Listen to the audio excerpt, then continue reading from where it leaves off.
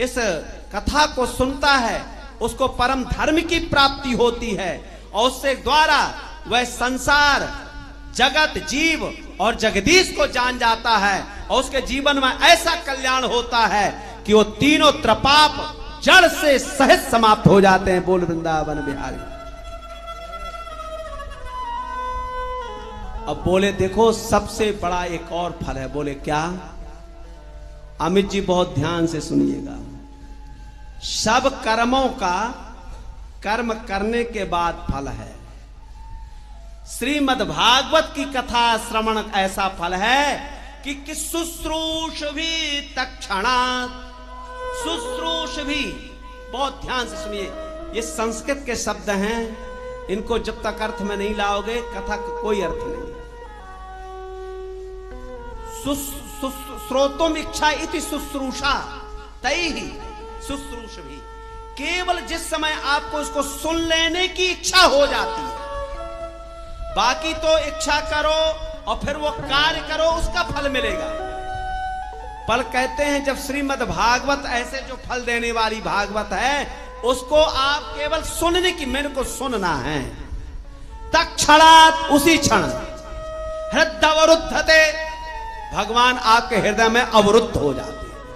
अर्थात इसका प्रतिफल यह है केवल इस कथा को सुनने की इच्छा भर कर लोगे, उसी क्षण भगवान आपके हृदय में आकर के जाकर के अवरुद्ध। देखो एक होता है आकर के बैठना, एक होता है आके अवरुद्ध होना। कथा में कितने लोग आए हैं, बैठे हैं, आ गए विराजमान। विराजमान वो होता है जब आ गए बैठ गए, जब इच्छा हो गई चले गए। और अवरुद्ध का मतलब क्या है?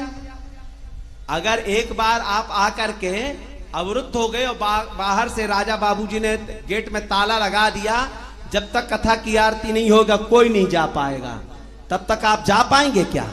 माने ऐसे बंधन में बंद। तो कहने का तात्पर्य है जो इस कथा की सुनने की इच्छा रखता है, ऐसे सुहृदी जनों के हृदय में भगवान आकर के ऐसे बंध जाते हैं, जब तक वो भक्त छोड़ता नहीं कि अब हृदय से जाओ, तब तक वो जा भी नहीं पाते। बोल वृंदावन बिहारी लाल जय हो। पर कैसे लोगों के कृत्य भी सुकृत भी, जो सुहृदी लोग हैं, जिनके जीवन का जन्म जन्मांतर का पुण्य इकट्ठा हो गया है, ऐसे श्रीमद् भागवत का गान करना चाहिए। निगम कल्पतरोर गलितम फलम सुख मुखादमृत द्रव संयुतम पिबत भागवतम रसमालयम मुहुरहो रसिका भुवि भावुका।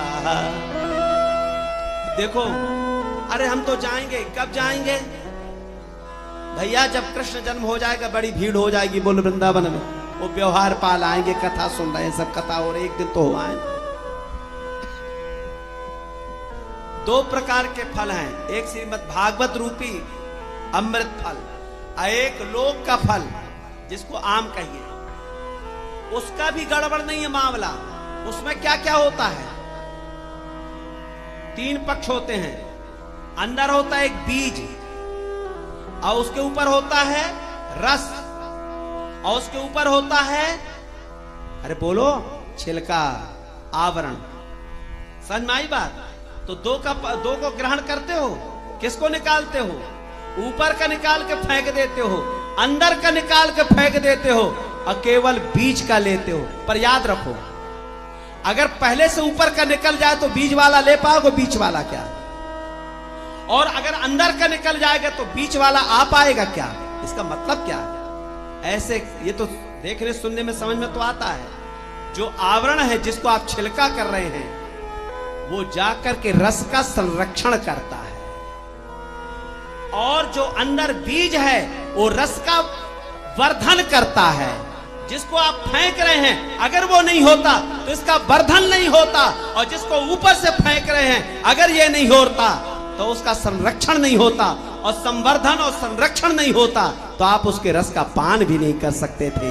भले आज फेंक रहे हो पर वो आपके जीवन का, लोक के आम के अगर दोनों तत्व तो ये ग्रहणीय है, फिर ये तो दूसरा रस है। इसमें ना छिलका है ना बीज है। ये तो क्योंकि अगर ये बताओ छिलका और बीज है, ये कौन बताएगा? अरे ये आपकी रसना बतलाएगी। रसना में जाएगा, जब मुंह में जाएगा तो बता देगा अरे तो बीज आ गया, कठोर है, निकाल दो। ऊपर छिलका थोड़ा कटु लग रहा है, निकाल दो। और जब कान से जाएगा तो छिलका और से गुठलू का पतला चलेगा क्या जा रहा है? और इतना बड़ा, इतने कठोर यहां से जा सकते हैं क्या? तो रसमालयम, केवल ये रस ही रस है, इसमें ना छिलका है ना गुठलू है। रस ही आवरण है और रस ही बीज है और रस ही महारस है। केवल रस रस से महारस बना हुआ है। काहे का फल है? निगम कल्पतरोर गलितम फलम सुख मुखाद। जय श्री कृष्ण। जितने निगम आगम वेद वेदांत हैं उनका जो वृक्ष, अच्छा देखो आम, आपका आम जिसमें लगता है, आप जाइए, बड़ा मीठा आम है, बड़ा मीठा इसका रस होता है। थोड़ा उसके पेड़ में जीभ लगा के चसना कितना अच्छा लगता है। डाल को पत्ते कभी रस मिलेगा आपको?